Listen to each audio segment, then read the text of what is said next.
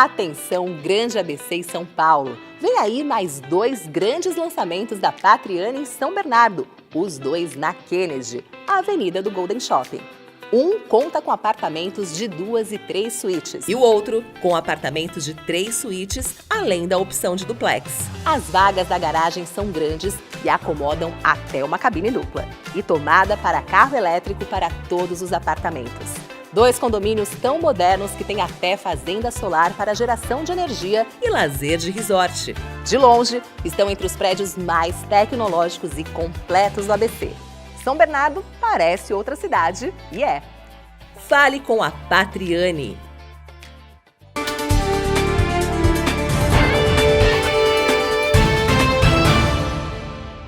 Muito bem, amigos telespectadores, amigas telespectadoras, caros internautas que nos veem pelas redes sociais. Hoje a gente vai falar de fonoaudiologia. Vocês estão vendo que minha voz não está boa, não. Foi por isso que eu procurei uma profissional. Na verdade, agora, em 9 de dezembro, né, já passou aqui no nosso programa, mas foi o dia do fonoaudiólogo, da fonoaudióloga, e eu tenho a honra e a satisfação de conversar com essa profissional, que é a Thaís de Souza Maciel, fonoaudióloga. Thaís, muito obrigado por dedicar um tempinho da sua agenda, que é concorrida para essa entrevista. Imagina, muito obrigada pelo convite, é sempre um prazer poder falar da fonoaudiologia, ainda mais com essa data tão especial e marcante para a gente. Sem dúvida nenhuma. Thaís, eu te procurei porque é o seguinte: nós estamos no meio da Copa do Mundo, muitos jogos, tem o pessoal que está lá no Catar, felizardo, torcendo e tal, tem o pessoal que fica em casa, tem o pessoal que se reúne em praças, em bares, e a torcida, normalmente naqueles momentos de explosão e de gritar gol, acho que acaba esquecendo um pouco dos limites da garganta, dos limites da voz, daquilo que pode acontecer. Uma comemoração mais explosiva pode resultar em problemas sérios? Pode, porque se pensarmos, né, não é só a questão da voz, tem a questão de ruído. Então, nós temos fogos, nós temos vuvuzelas, tem apitos, tem todo mundo gritando, essa euforia, e com essa euforia mesmo, com essa agitação, que é esperada, nós aguardamos aí 4 anos para esse momento.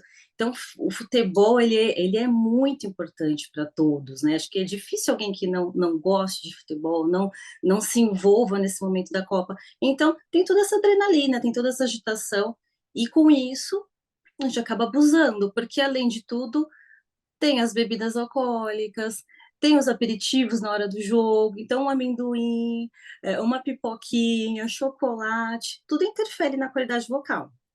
O que acontece? Que a gente acaba competindo com o ruído. Então, além do impacto na audição, tem impacto na voz. Um índice muito grande de formação de pólipos aí pelo impacto, porque o pólipo ele pode vir de um grito mal colocado pode gerar aí um pólipo em uma das pregas vocais, que estão localizadas aqui na região do pescoço, um grito muito forte, muito intenso, que de uma pessoa que não tem o condicionamento vocal, não tem um trabalho muscular ali para dar conta desse grito. Então, eu até brinco com meus pacientes: gritem, aproveitem, mas com qualidade, hidratando, respirando, que é o carro-chefe aí de todo o nosso trabalho, principalmente, vai gritar? Lembra de respirar, e depois o repouso vocal, que é o mais importante. O duro é no momento de estresse ali do jogo tenso, o gol não sai, e de repente, quando sai o gol, aí você lembrar de respirar. Não dá para lembrar. Mas, olha, porque o mais importante é você condicionar primeiro. Então, é um treino de musculatura, né? Eu brinco, já que estamos aí nessa etapa da Copa, tem a dança do pombo, então fazer os exercícios, né? De fazer os vibrantes, aproveita a dancinha aí, já faz os vibrantes, já aquece a voz para depois poder curtir bastante. Legal. Esse aquecimento que é legal, e às vezes muitas pessoas que trabalham com a voz, como é o meu caso, acabam se esquecendo disso. E é importante, pode parecer, para quem entra num estúdio de televisão e pega um apresentador, e ele está lá, está brincando fazendo a língua balançar, ou com um aparelhinho. acha que é meio frescura, mas não é não, porque isso aí é fundamental, esse aquecimento. E é o que você falou da tonalidade da voz, eu já percebi, de vez em quando eu estou entrevistando alguém em um lugar aberto, que tem muito ruído, muita gritaria, a gente tende a acabar gritando junto, porque Quer competir, né? é uma compensação natural. Então, na verdade, a gente não tem que gritar, a gente tem que modular a voz para que ela se faça mais audível, é isso? É trabalhar a potência vocal, né? E como um comunicador, além da potência vocal, além do condicionamento, precisa trabalhar a prosódia, a melodia, essas inflexões, saber quando eu preciso colocar uma voz um pouco mais intensa, quando eu preciso acolher mais e baixar um pouco essa intensidade, sem quebrar muitas frequências. Então, conseguir ter essa flexibilidade é um treino. E os treinos, eles tem que ser diários, é a mesma coisa que eu sempre comento com os meus pacientes. É uma musculação. Então, se eu for uma vez na academia treinar, eu não vou ter um condicionamento físico. E a voz a mesma coisa. Além de todas as intercorrências aí que podem atrapalhar, como alimentação, refluxo gastroesofágico, o horário da alimentação, a hidratação, que faz total diferença. Então, aquecer é muito importante, mas além de aquecer, eu preciso desaquecer essa voz também, porque eu levei ela numa potência muito alta, depois eu preciso trazer ela para um limiar ali mais condicionado e mais tranquilo para repousar essa laringe e não atrapalhar ao longo do tempo. Legal. E eu lembro que quando eu te convidei para essa entrevista, eu comentei que a gente normalmente fica sabendo de casos, eu mesmo tive amigos que infelizmente tiveram infarto durante um jogo de futebol. Na arquibancada, assistindo, e a emoção tão grande que levou a um infarto. Mas quando você fala desse pólipo que surge na garganta, a partir, ou na corda vocal, a partir de um grito muito mais estridente, ele pode levar até uma cirurgia, é isso? O pólipo geralmente é cirúrgico. Então, Cirúrgica. se ele aparece, eu preciso trabalhar, fazer a fonoterapia antes, o otorrino entra com o procedimento cirúrgico e eu preciso reabilitar essa voz. Então, é bem grave se pararmos para pensar. Tem que ter uns cuidados. E, além disso, também tem casos de perdas auditivas, porque o barulho competitivo é muito grande. Nós ficamos expostos aí a um ruído muito intenso. Então, esse bombardeio auditivo pode levar também a um zumbido no dia seguinte, aquela sensação de uma perda auditiva ali transitória. Parece que é só festa, mas não, tem que ter os cuidados aí para ter qualidade de vida aí pós-Copa. Legal. E você falou logo no começo que você trabalha com comunicação, né? É, isso é muito importante porque, além da qualidade da voz, ela pode ser decisiva, por exemplo, numa entrevista de emprego para você conquistar uma vaga de trabalho. Ela pode ser decisiva numa relação de duas pessoas que uma quer conquistar a outra, seja num romance. A forma de você colocar a voz, ela pode te dar resultados inimagináveis. E esse trabalho também é legal, né? Muito, porque o que acontece? A voz é a nossa identidade. Ninguém vai ter uma voz igual, por mais que tenha a questão da dublagem, das imitações ali, não, é a nossa identidade. E quando a gente quer mandar, deixar uma mensagem um pouco mais assertiva, ela vai além da voz. Eu tenho a expressão facial, eu tenho a entonação, e eu também tenho que me assegurar que o outro vai conseguir entender essa mensagem. Então, depende muito de como você vai usar essa linguagem, e aí vai também as palavras, vai você compreender, ter o turno dialógico, porque às vezes a gente fala muito rápido e não dá espaço para o outro responder, não dá tempo para o outro processar, não dá tempo para o outro conseguir ter esse turno dialógico. E aí tem muita falha de comunicação, tanto numa entrevista de emprego quanto nos relacionamentos interpessoais. E aí independe de relacionamento ser homem, mulher, amoroso, afetivo, independente do gênero, é uma troca. Então, essa comunicação ela precisa ser assertiva e ela vai além da voz. Temos que prestar atenção na nossa postura corporal, os gestos, tudo isso acompanha a mensagem. Correto. Não, e eu acho legal isso aí, porque às vezes a pessoa está assistindo e falando assim, bom, eu não preciso de um fonoaudiólogo, porque eu não tenho problema na voz, não tenho... Mas não é questão de ter problema ou não ter problema. É aquela história da academia que você falou, eu não estou precisando hoje fazer exercício, mas você não percebe que, mesmo que você esteja em perfeita forma física, num determinado momento da vida, se você não começar a ter esse hábito frequente, quando você tiver uma certa idade, o teu corpo vai cobrar essa falta de preparo. E a mesma coisa acontece com a voz, né? Eu te perguntaria, a voz também envelhece junto com a gente? A voz e a audição, a musculatura, então tudo envelhece. A voz, nós temos a presbifonia, que é o envelhecimento da voz. Então, ela vai ficando com um tom um pouco mais grave. Isso aí, sem considerar, ao longo da vida, quem é tabagista, quem faz uso de álcool em excesso. Então, esses cuidados, eles precisam existir. Então, não significa que eu, por exemplo, vou tirar o álcool do meu paciente. Eu só vou conscientizar ele que o álcool ele vai ressecar. Então, eu preciso vir na outra mão para a hidratação. Tanto a hidratação sistêmica, com bastante ingestão de água, como a hidratação direta, com nebulizador, com exercícios de mobilidade para condicionar. Então, a audição, tudo tem um envelhecimento. Então, para prevenir, nós precisamos trabalhar e fortalecer, para não perder tanto, não mudar tanto essa identidade vocal, porque o legal é, às vezes, nós observamos, por exemplo, um cantor.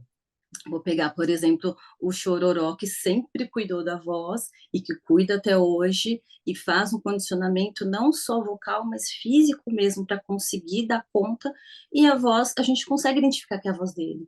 Tem alguns outros cantores, por exemplo, cantor de rock, o Axl Rose, que não teve um condicionamento físico, que ele ao longo do tempo engordou, e aí isso também muda a tua qualidade vocal, por conta realmente dele ter esse preparo respiratório, teve as questões de drogas abusivas, ele não teve um cuidado, teve um excesso, um abuso vocal. A qualidade vocal dele hoje é muito diferente, por mais que hoje ele cuide. Então, é ao longo da vida mesmo, ter essa prevenção. Ou seja, quanto mais cedo a gente começar a cuidar, tratar, e independente da idade, independente de ter ou não problema, é fundamental que se faça pelo menos uma consulta aí, periodicamente, para saber como é que está, a avaliação que é feita, porque tudo isso vai resultar num envelhecimento mais saudável, mais tranquilo, mais Sim. gostoso de viver, né? É que ainda existe o conceito de que o fonoaudiólogo trabalha muito só com criança. E não, nós trabalhamos desde o período gestacional, com orientação aí para essa mãe, porque a primeira parte ali que é desenvolvida com 21 semanas é a audição. Por isso que é importante conversar com o bebê, estimular essas vias auditivas, o reconhecimento da voz dos familiares para este bebezinho, até a senescência, até o envelhecimento. Então, nós estamos em todas as etapas para cuidar, para aprimorar e trazer uma qualidade de vida aí saudável durante o envelhecimento. E você falou de conversar com o bebê, imediatamente me veio a imagem, o Cebolinha, né? E ele é uma personagem do Maurício de Souza que tem aquele problema de trocar as letras, né? Isso também é Sim, algo que pode ser tratado por fonoaudiologia? sim, o transtorno fonológico, e aí pode ter vários fatores. Para a criança vir aí com essa queixa do Cebolinha, que seria uma troca fonológica, às vezes ele não tem a consciência do som, a consciência do fonema, eu tenho que trabalhar essa consciência fonológica.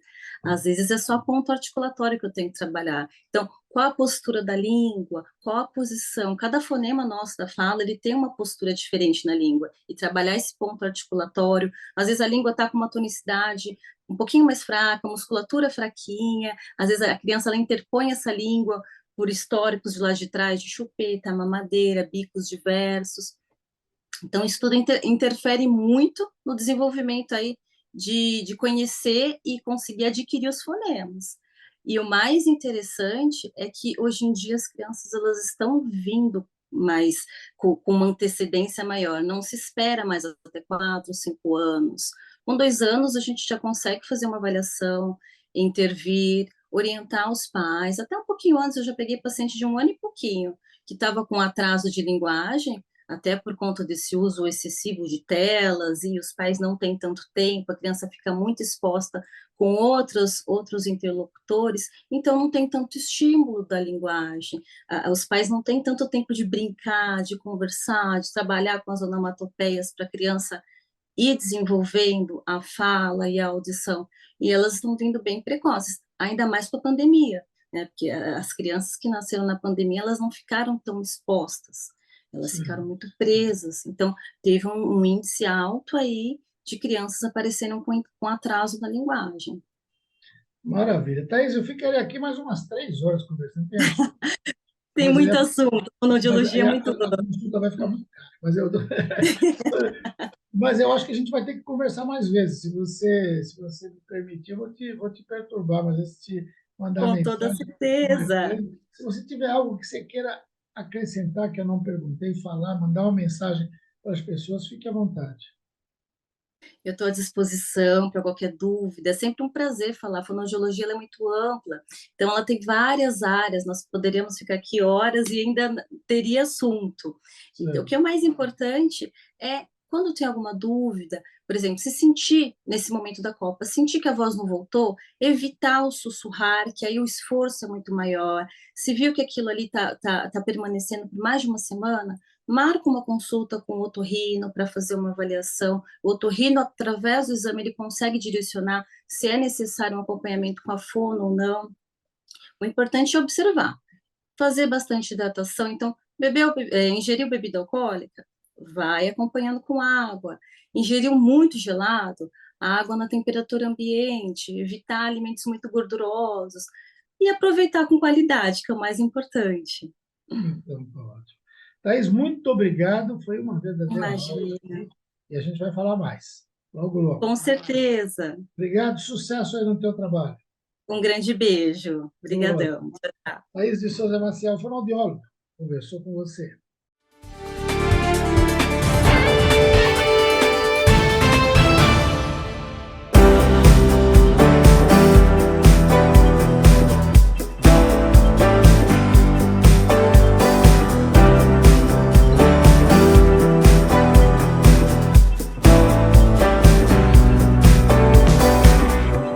Natal rima com bacalhau.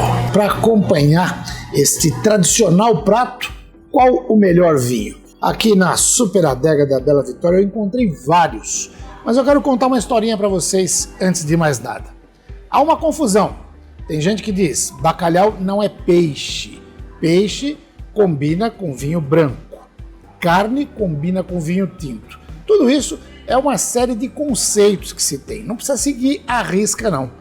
O bacalhau ele pode tanto harmonizar, já que é o termo usado pelos entendidos do vinho, com vinho branco ou com vinho tinto. Eu selecionei alguns rótulos aqui, a começar por esse vinho brasileiro, da Pisato, do Sul, Rio Grande do Sul, né, Bento Gonçalves, que é espetacular. E por quê? Porque ele é da uva Chardonnay, uma uva que dá um vinho bastante encorpado e que não vai brigar com o bacalhau. Pelo contrário, eles vão casar perfeitamente bem, como dizem os espanhóis, a maridaje do vinho, o casamento do prato com o vinho. Mas cabe também um vinho tinto com bacalhau. E eu fui pegar o vinho de um enólogo português maravilhoso, que eu tive o prazer de conhecer pessoalmente, que é esse Paulo Laureano. É um vinho super em conta, que cabe em qualquer taça e em qualquer bolso e que vai fazer sucesso com a sua receita de bacalhau. Agora, se você quiser ser mais tradicional, você tem o vinho verde. Um vinho verde aqui do Casal Garcia, espetacular, num preço super acessível que você vai encontrar aqui na Bela Vitória. Para celebrar a noite de Natal, ou junto com o bacalhau, ou depois com a sobremesa, ou antes, enquanto você espera o prato principal com algumas entradinhas, tem aqui uns espumantes espetaculares. Este aqui, feito em Flores da Cunha, o San Martín, é um vinho hiper em conta, muito baratinho, mas que atende aos paladares mais exigentes. Depois você tem, claro, vinhos outros com preços um pouquinho mais elevados, que é o caso desse Shandong, também feito no sul do país, e para completar, os 130 da Casa Valduga. Enfim, você não vai deixar de aproveitar ao máximo o seu bacalhau, o seu Natal, se você degustar junto com ele todos esses vinhos, ou, claro, aquele que mais te apetecer. Porque eu costumo dizer sempre, o melhor vinho é aquele do qual você gosta.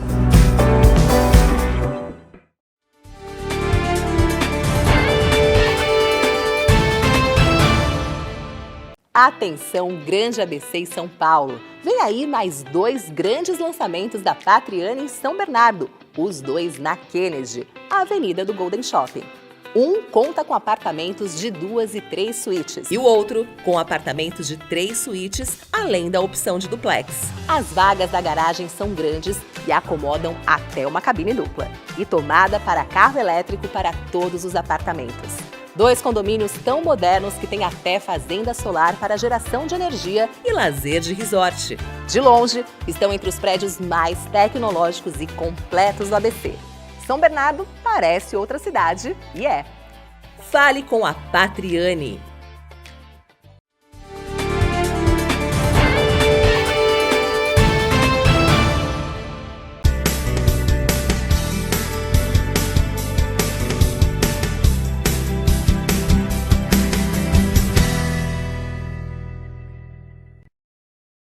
Muito bem, amigos telespectadores, amigas telespectadoras, caros internautas que nos veem pelas redes sociais, como a gente falou no bloco anterior, nós vamos continuar tratando do desejo. Estou com o professor Dr. Marcos Tobias Machado, urologista da Neuroprócto, e eu tinha lançado pelo menos 2 questões. Uma delas, sexo oral transmite doenças? O beijo transmite doenças? Professor, explica para a gente aí. Veja, existem alguns agentes que sim, né? A gente sabe que a AIDS não, mas o HPV, por exemplo, pode passar. Só que normalmente, quando passa esse tipo de problema, passa por inoculação. Então, precisa ter uma lesão, normalmente na mucosa, né, na parede da boca ou do pênis, que permita a passagem desse, ou a lesão do pênis, pelo sexo oral, a inoculação na boca. Existe sim o risco. Tá? Não são todos os agentes, mas alguns agentes são mais predispostos a ter esse tipo de contaminação. Então precisa tomar cuidado também com o sexo oral. Legal. E outra questão que eu tinha levantado é em relação ao uso de banheiro público, um restaurante, uma festa, uma balada, onde a gente chega e tem normalmente aquele recipiente com o papel específico para cobrir a borda do vaso sanitário. A gente sabe que muito pouca gente usa. Aquilo ajuda a prevenir doenças. No vaso sanitário você pode pegar doença? É mais ou menos o mesmo raciocínio. Se você tiver, por exemplo, HPV ali e tiver uma lesão, né, onde você senta, onde você apoia, por inoculação você pode ter sim. Agora é muito difícil, né, que o pênis, por exemplo, entre em contato com o vaso sanitário diretamente para poder ter uma contaminação. Tá? Então tem um pouco de lenda também nesse negócio, né? Ou aquela desculpa que eu vou dar para a esposa, né? Uma pessoa pergunta, posso falar isso para ela? Eu falei, olha, acho que você pode falar o que você quiser, mas se ela vai acreditar ou não, né? Então, eu, sinceramente, em anos e anos de profissão, não é um quadro que a gente diagnostica com frequência isso. O paciente relatar esse tipo de problema e a gente vê uma lesão naquele lugar. Normalmente é via sexual e um trauma bem maior, mais traumático mesmo, né? Com escoriação. Aí a gente realmente vê a inoculação de germes. Correto. E no programa anterior, a gente citou alguns dados de uma pesquisa nacional de 2019. Eu fui pesquisar aí nesse período e achei uma do IBGE de 2022, essa é mais recente, julho de 2022. Olha que coisa, essa pesquisa mostra que de 2009 a 2019, o percentual de escolares que usaram camisinha na última relação sexual caiu de 72,5% para 59%. Entre as meninas, a queda foi de 69,1 para 53,5. E entre os meninos, de 74,1 para 62,8. Está faltando educação sexual nas escolas? Acho que em parte sim, né? Porque a questão é, você se pergunta, poxa, por que que um produto como a Coca-Cola continua fazendo propaganda? Não teria necessidade nenhuma, mas a propaganda tem que ser contínua. Não adianta a propaganda é a vida toda, é contínua, é o tempo todo. Então, eu acredito que sim, isso deva ser uma coisa contínua. Isso, a primeira coisa é nível educacional. Segunda coisa é ofertar, ter a oferta. Teoricamente, as camisinhas, né, os condons são produtos obrigatórios que o Ministério da Saúde deva distribuir para os jovens. Né? Na minha opinião, isso deveria ser distribuído na escola, inclusive. Né? Ter acesso direto. Buscar no posto de saúde é uma opção, mas não está chegando tão fácil assim para o adolescente. Então, muitas vezes, ele vai ter a relação desprotegida porque ele não tem acesso, às vezes, aquilo, não vai atrás daquilo. O adolescente tem aquela questão da inconsequência também. Sim.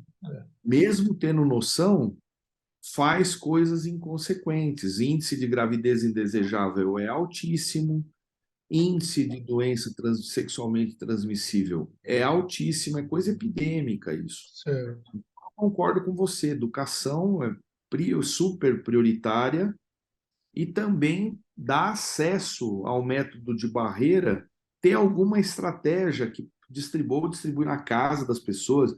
Lógico que essas logísticas são caras e tem um custo alto, mas como custo-benefício, evitando que a pessoa fique doente, economiza para a saúde pública. Com Então, certeza. assim, é uma economia muito grande.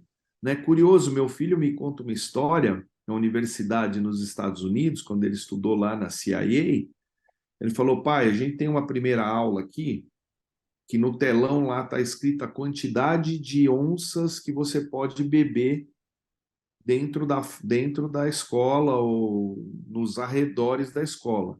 É, Agora, a camisinha é liberado, tá cheio de lugar que você pega a camisinha. Então, assim, transar protegido não é risco para ninguém. Agora, correto. se você bebe, corre o risco até de matar alguém num acidente de carro, ou a própria pessoa, e isso vai gerar um custo altíssimo para a universidade. Então, Correto. americano, eu falo, não dá ponto sem nó, né? Faz tudo certinho e o código tem a ver também com essa questão econômica. Então, é curioso isso. A gente deve ver os exemplos, né, de sucesso e tentar replicar isso de alguma maneira. Se Sem eles dúvida. dão na escola, por que que a gente não pode? Por que que a logística é tão difícil de É, chegar para, né? verdade. É uma questão de responsabilidade social até dos nossos governantes aí. De Agora, professor, projeto. é, Alguém tem que colocar o projeto para o é projeto andar. verdade. Fica uma dica aí para os nossos deputados que vão tomar posse aí no começo do ano. Está cheio de deputado estadual, deputado federal. Às vezes, às vezes a ideia mais simples é a É, que tem mais impacto. Você verdade. está querendo uma coisa mirabolante, não dá certo, não viabiliza. Uma coisa simples dessa, eu acho que o impacto é tão grande que pode ajudar. Verdade.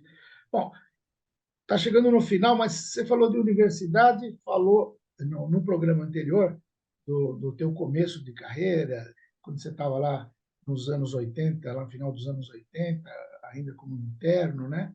E outro dia eu vi uma foto que eu queria comentar, que achei muito legal, da comemoração dos 30 anos da formatura lá na Santa Casa, foi isso, né? Ah, foi muito emocionante. Imagina, eu fiquei emocionado de ver a foto, imagina vocês lá. Na verdade, o que que acontece? A gente replicou exatamente a mesma cerimônia, obviamente que muitos que estavam na mesa inicial faleceram, 30 anos depois já era um professor com 70 anos naquela ocasião, então muitos se foram, nos deixaram, mas a gente replicou, o mesmo diretor da época abriu, depois ele lembrou todos os que estavam vivos ou não naquela ocasião na mesa, Depois nós tivemos o culto ecumênico, foi maravilhoso, falou um pastor que deu uma aula para a gente, pegou todas as citações bíblicas de médico na Bíblia e citava o versículo, o local onde estava e o porquê, né, para chegar ao ponto de dizer, né, que Jesus foi o médico dos médicos e que a medicina era uma maneira de como Deus se projetava para os homens. Foi uma coisa maravilhosa. Depois o padre, né, da Igreja Católica, deu uma aula também de latim, do que era misericórdia, do grau máximo do ser humano de se ofertar para o outro. Olha, foi sensacional. E depois tiveram os mesmos discursos. O discurso do orador, o juramento, né, de Hipócrates, que foi atualizado. Então, o colega que apresentou isso contou uma história do juramento. Eu falo, é fantástico. O médico ele tem que ser humanista, ter conhecimento geral. E foi muito bacana. O discurso para os pais foi maravilhoso, emocionante. E aí agregaram também o discurso para as pessoas que já tinham ido embora, que não estavam mais, e para os filhos. Então, houve mais alguns discursos ainda além do que a gente tem. E outra, tudo faz sentido 30 anos depois. Né? Até estava comentando com um colega, o que significa um culto ecumênico para um indivíduo jovem? Respeito às outras religiões, vamos escutar, vamos ver. Não me lembro de uma palavra desses discursos, mesmo porque estava chovendo no local. Ele até lembrou esse fato, a gente ficou meio apertado e não foi muito impactante para mim naquela ocasião. Você maduro, sabendo exatamente o que é o ser médico no dia a dia, o esforço, a necessidade de atenção com o ser humano, o valor da vida, tudo fez sentido assim multiplicado. Então foi maravilhoso encontrar os colegas, os sacerdotes até falaram, eu gostei de ver vocês se abraçando, se beijando aqui nessa preleção antes de começar a cerimônia, porque realmente é uma grande festa, uma grande família. E é uma escola muito humanística, então ela ensina desde o primeiro ano, a gente está no hospital, fazendo curso de enfermagem, dando injeção em paciente, conversando na psicologia, segundo, terceiro ano, para quando a gente chega no quarto e no quinto ano, que é a hora de abordar como assistente auxiliar de médico, né, como acadêmico de medicina, a gente já está totalmente familiarizado em lidar com o paciente, em conversar, a gente já não tem mais aquela vergonha da abordagem que tem um jovem de 17, 18 anos, que era o meu caso, né? Então foi maravilhosa essa reunião, muito bacana. Depois a gente almoçou junto, demos risada, lembramos histórias da faculdade. Foi muito legal, muito bacana. Tá ótimo. Professor, por hoje a gente fica por aqui, mas próximo programa do Bloco Saúde do Homem a gente volta a falar de assuntos importantíssimos para todos nós. Se tiver algo que queira acrescentar que eu não falei, fica à vontade. Queria desejar um bom Natal aos ouvintes, um bom ano novo, que comece o ano novo com alegria, com fé, com paz, com amor, que é isso que a gente precisa, e com muita saúde, né? Principalmente os homens que não se cuidam, que não vão ao médico. Se não deu tempo de ir agora até dezembro, em janeiro ou fevereiro, marcar sua consulta de check-up. Eu acho que é isso, né, Joaquim? A gente volta em janeiro, depois das férias, aí, depois desse recesso de final de ano, com força total no programa. Tá ótimo. Então, Feliz Natal, próspero 2023 e saúde para todos nós. Obrigado, professor. Um abraço. Até mais. Professor Dr. Marcos Tobias Machado, urologista da Uroproctor, falou com você.